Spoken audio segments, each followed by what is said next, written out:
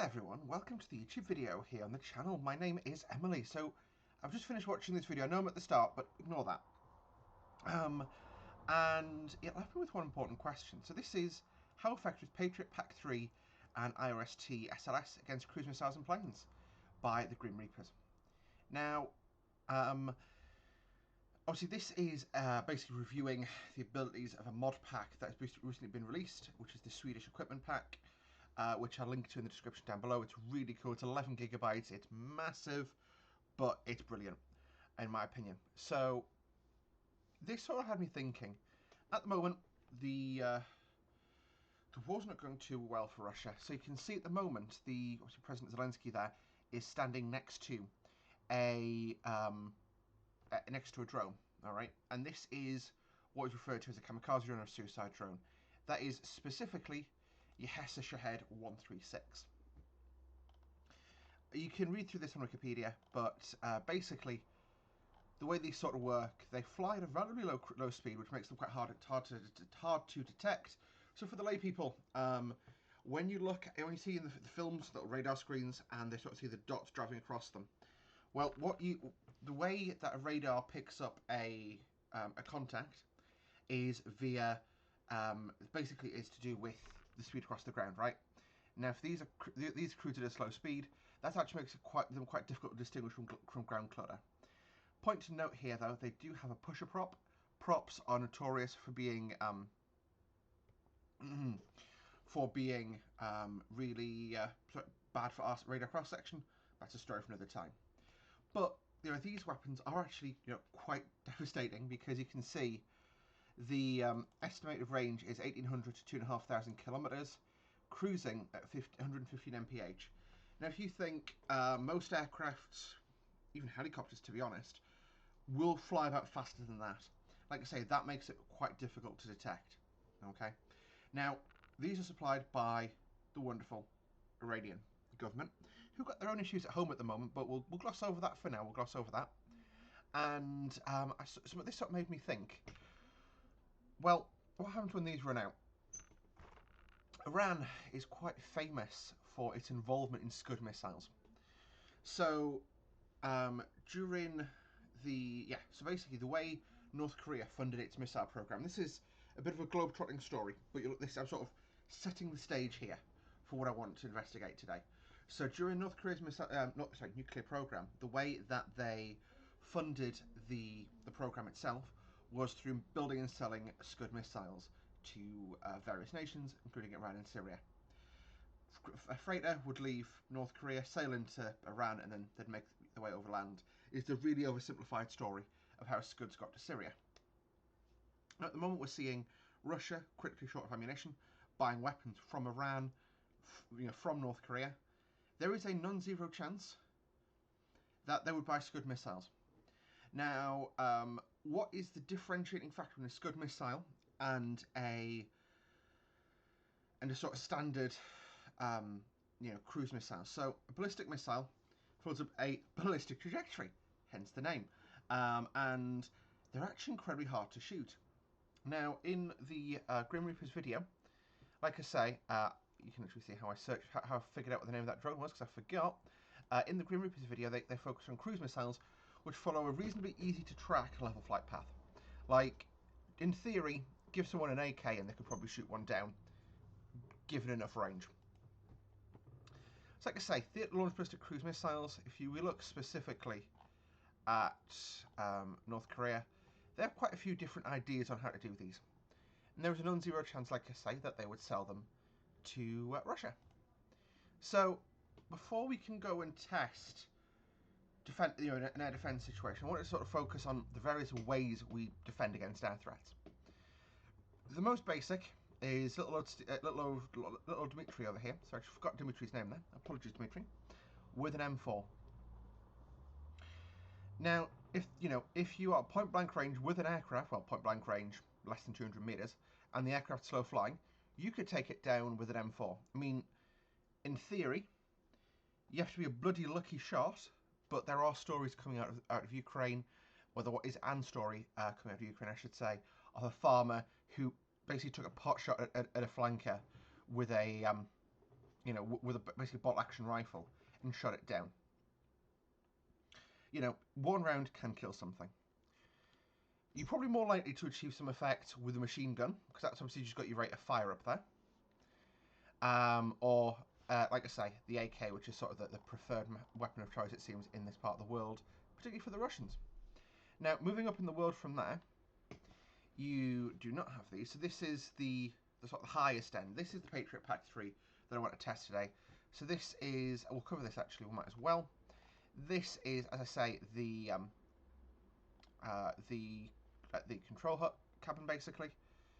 This is the Patriot's radar system. So this is, it's a, like I said, just a scanner. Basically, it'll probably be a electric scanner array, so it's just a flat screen, but it still emits radar emissions. And then 3 launchers, 1, 2, 3, and these are to provide the roundabout coverage.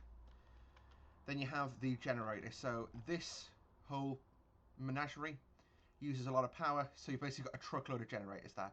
Apologies that it's in a fence. The mission editor makes it very difficult to find fences. So then, obviously, in terms of the ground defense, you've got really 2 main ways of sort of doing, you know, ground-to-air defense. That is your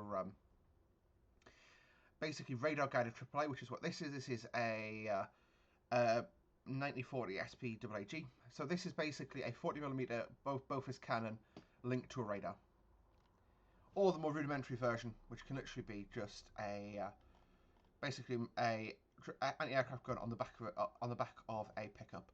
So it's just down to, you know, basically again point and shoot, put ammunition downrange. This effectively uses the same tech as little old Dimitri does over here, except Dimitri obviously just, you know, doesn't have as big a gun. Dimitri will be probably 5.56mm ammunition. This I think is that U-23? I think it's 30 Mike, so 30mm.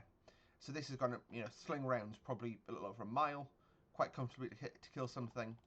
Whereas Dimitri over here can probably have an effective engagement range of about 200 or 300 meters. Next is the local defense system that's sort of talked about quite a bit at the moment, and this is NASAMS. So this is the control hut for NASAMS. And you can see got a little comms antennas rigged up there. This is a NASAMS launcher. So this version of the NASAMS is an AIM-120B launcher. So what NASAMS does is it takes what is a very successful missile, the AMRAAM, and turns it into a SAM. So you've got basically wide, you know, you've got 270 degrees of coverage here, and basically you can see in these little boxes you've got 6 AMRAAMs. These are the AIM-120Bs, which have actually slightly shorter range, but for purposes of this, it's not a big factor. But what we'll do is we'll have a quick little look in actually. So if I click on little NASAMS over here, you can see NASAMS' engagement range isn't shown, hilarious, but it's about sort of this sort of distance here. So it's about 3 or 4 miles. You know, there's if you look on the interwebs, you'll be told that and so I'm just going to skip through. Then an AMRAAM can fly about 30 miles. It can, but under optimal conditions, i.e. at high altitude in less dense air, and when it's got a lot of energy already imparted to it by an aircraft, right? You know, think of throwing a football out of a car window. I can throw a football from a car window a lot further than I can throw a football from a standing start. Now put me at 35,000 feet, where the air's not very dense at all, that football's going even further, alright? That's basically the logic there. So, really these have an engagement of about 5 miles. PAC-3 Patriot. I'm not sure I got my statistics here, bear with me one moment. So I'm using open source information, which is Wikipedia. But PAC-3 Patriot, which is this here, this is a German variant. PAC-3, I'm just going to use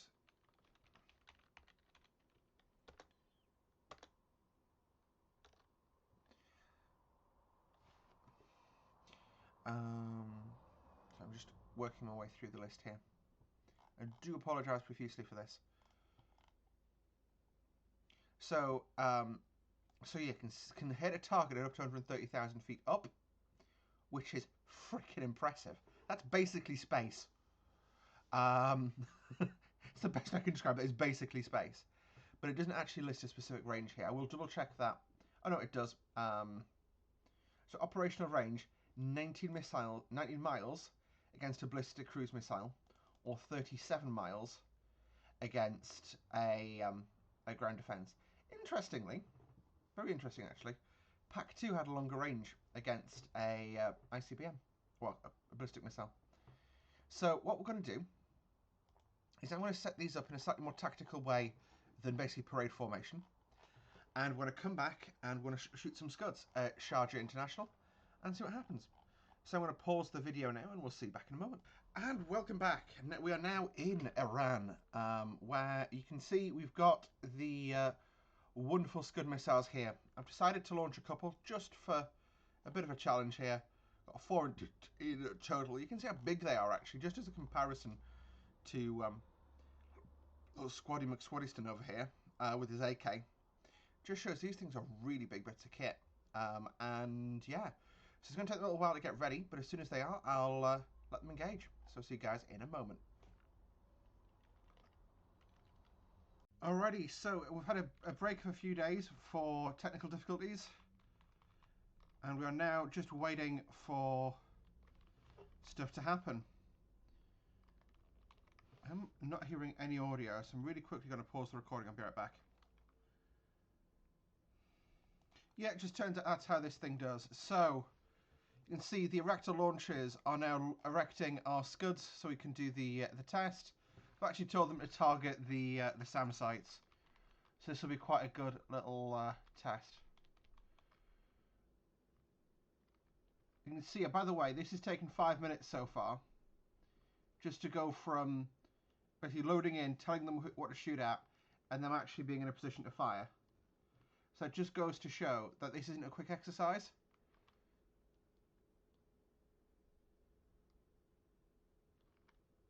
Alright.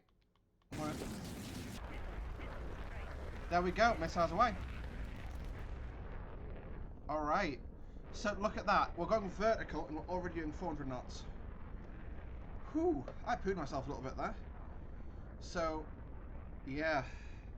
Kind of regret turning the game audio up now, not gonna lie. So we are punching through 15,000 feet. But, you know, I guess I imagine trying to do this in a fighter jet. You just couldn't. Still burning. No response as yet from the missile site. Should see the cons of the other missiles probably following us up there. Let's just have a quick little look and see. I used an Apache just as a weird little thing for me to spawn on. But if I go F6, so there'll be missiles around me. And this just make the defending a bit harder. So 15,000 feet. So 15,000 knots. 63,000 feet. This is many times the speed of sound. This now is, with current technology, pretty uninterceptable. You know, the calculations required to bring another missile to this point in space intentionally are absolutely phenomenally crazy. So, finished burning now. Still climbing 100,000 feet. Speed now dropping back through 2,300 knots. Absolutely bonkers speed here. We're basically in space now. You can literally, to quote Mike Bannister, see the curvature of the Earth. Even though the world is flat in DCS, lol. And yes, so we are now, like I say, flying in towards inbound. So we are just keeping an eye on the missiles. Now these can see what's going on. They have been set up to defend against a threat like this. But we're just going to go and actually join the rearmost missile now. Oh, you can see they're the ones in front of you there, just about. And we're going to see what happens when we try and rain hell on downtown Dubai. I should have, you know, this, wow. Look at that. Like I say, I mean, just the modelling of the world here. But, you know, you can see from a man, you can see bits of, you know, you can see that the world actually sort of greys out, because I don't think the game's capable of loading this much. But you could see, you know, the view from here would be absolutely phenomenal. So we are now starting our descent.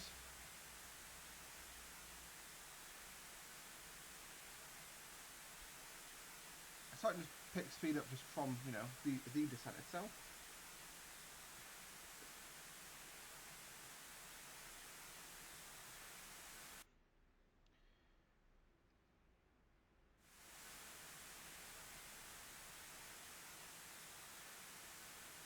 start to see the features of Dubai now. Sharjah International there, just below the nose. We are going to be really steep going in. Any response from PAC-3? Oh, the launchers are getting ready. The launchers are erecting. Well, these launchers are erecting. So the missile, so the radar has seen them, and they are getting ready to fire.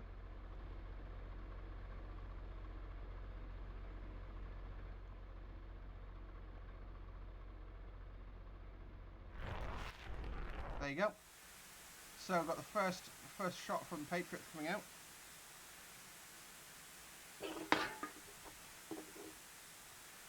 Here comes Patriot. Boom! Killed 1, 2, 3, 4. Wow. I didn't check the altitude there, but you can see actually NASAMS launched, but has missed. So actually NASAMS, like I say, has put missiles in the air. Is NASAMS going to do more damage than good? That is the question. So of course now there's a there's an A120 in the air. And, oh god. Oh no, it's just going to go in a field. Fair enough. Boom. So that NASAMS took off and just went dumb, but yeah, you can see, I mean, Patriot there fired 4 shots. That's a by that measure, that's a hit probability of you know, of like 100%. So what I'm going to do, I'm going to redo this mission, and I'm just going to put, you know, launch 40 missiles against, and we'll see if this, you know, we'll put, yeah, like I said, we'll do 40.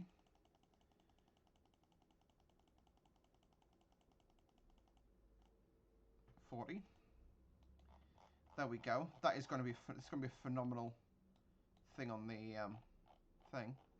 And then what we'll do is I'm just going to go to my Patriots over here, and just going to pivot all my missiles to face the correct direction. So that's, we'll call that 1, 2, 3. That's my radar, which is fine. So we'll do more launches now. So we're just going to do, there you go. So we're going to do, no, hang on. I need a total of 10 launches. So I need to delete some of these. So we've got 3, 4, 5, 6, 7, 8, 9, 10. 3, 6, 9. No, we need one more launcher. And we'll just make sure these all face in the correct direction. They don't conflict with each other, so that they don't impact each other on launch. Right, let's see how many misses we get here. Like I say, I was surprised NASAMS actually got involved in killing a ballistic missile, but I suppose in that downward arc, we got really low with that last shot. So, you know, this isn't obviously a realistic scenario now. This is just a, what are the probabilities of kill, at least the way it is set up in DCS. Bear in mind, the mod creators behind the PAC-3 are actually really good. They are, you know, they are pretty well respected within the community as knowing their stuff. As such, you know, there shouldn't be any difficulties based off this. So, scuds.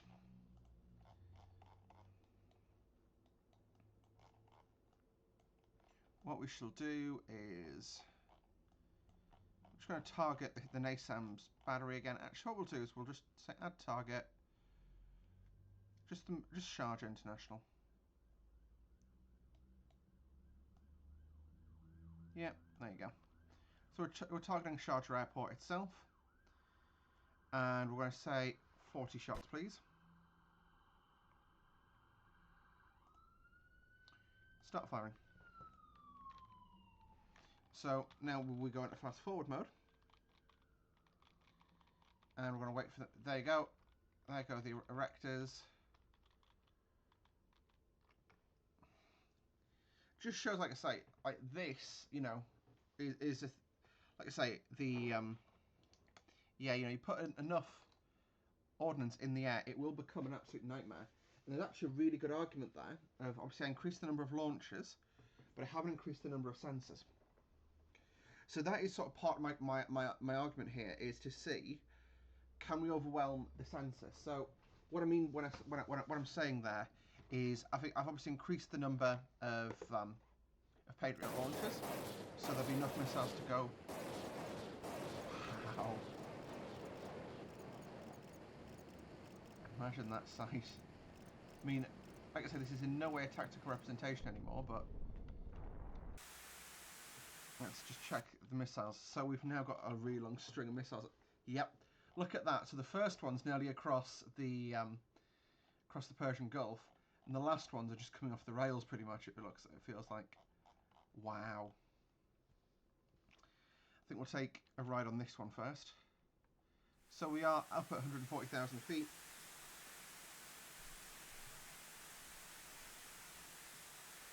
Absolutely crazy. Like I say, the aim of this one is just to figure out what, can we overwhelm either the sensor or the battery itself. We've given it enough rounds for one round, we've given the Patriot enough rounds to basically fully expend itself, engaging us. But it can't waste any. If it misses, then you've got the vampires getting what. Vampires are cruise missiles. I'm not sure what ballistic missiles would be actually. Scary boys. Oh fuck.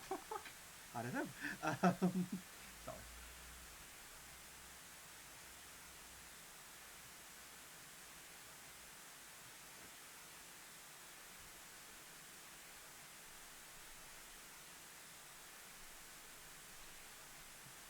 And these, of course, are typical high explosive warheads.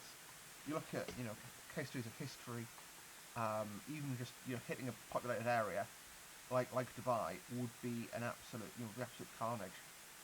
And that's, that's sort of the fear, I guess, isn't it, with these? So,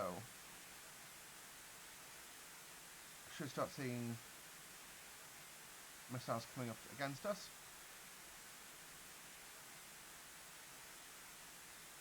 Ooh, we're getting through this time.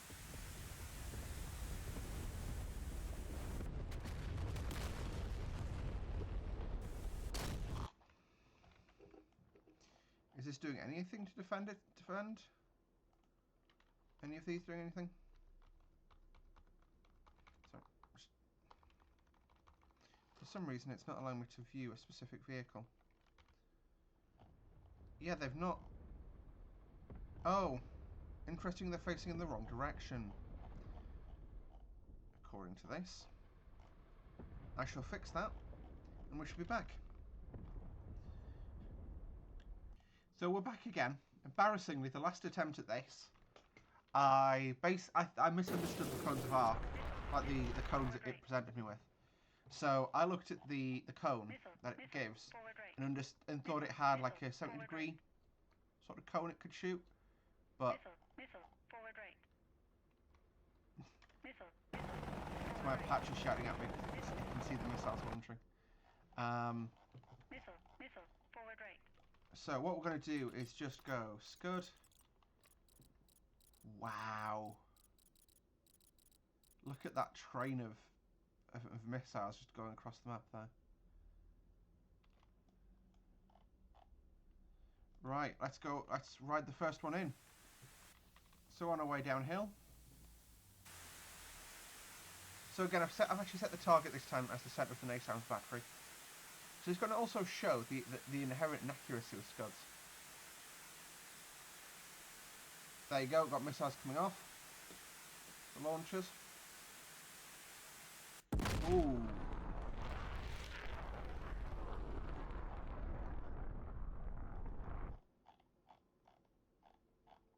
How crazy would that be? It's like we're sitting in your back garden and you see that in the sky.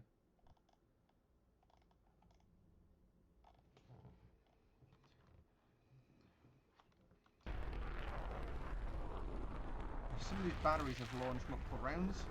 Some of them haven't launched any yet. Which is good. It shows, they are being coordinated.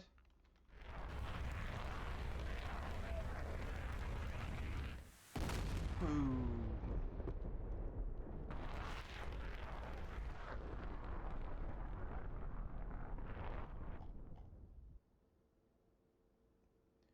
Okay, so some got through. Wow. At least one got through, because I can see some fire there.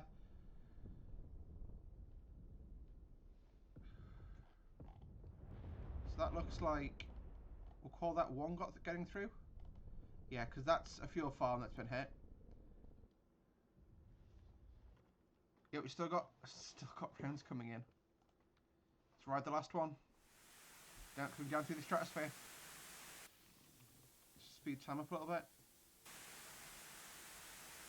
Now that the missiles, the first one's been detected, there's no lag time.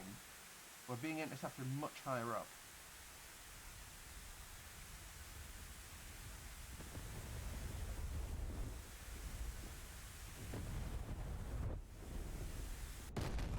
Boom. So let's have a little look. I can't see any. I can see one impact, 2, 3, 4. That's still 90% probability of kill.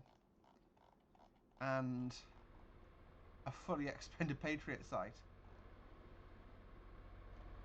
Actually, interestingly, no, it's not.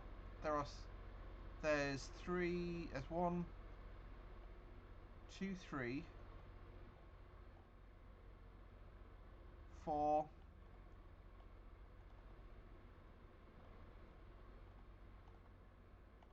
So that's 4 rounds that didn't fire.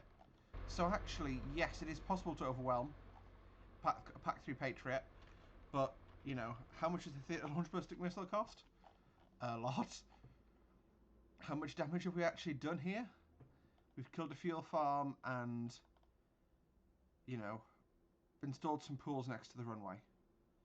But the actual battery that I set as the target is totally unscathed. Didn't actually fire around this time either. So obviously the round 1 NASAMS engaged as well, but not this time. Anyway guys, that's going to do it for today's video, so thank you all very much for watching. Hope you found that interesting as I did.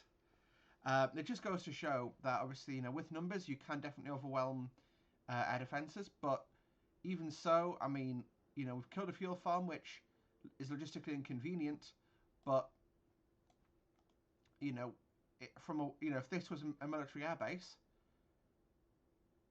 it's logistical. What we've done is cause logistic inconvenience. Anyway, guys, thank you for watching today's video. Hope you enjoyed it. If you did, like the video, subscribe to see more from me on a semi-regular basis. I'm hoping to do some more DCS videos very soon. Until next time, guys. Bye for now.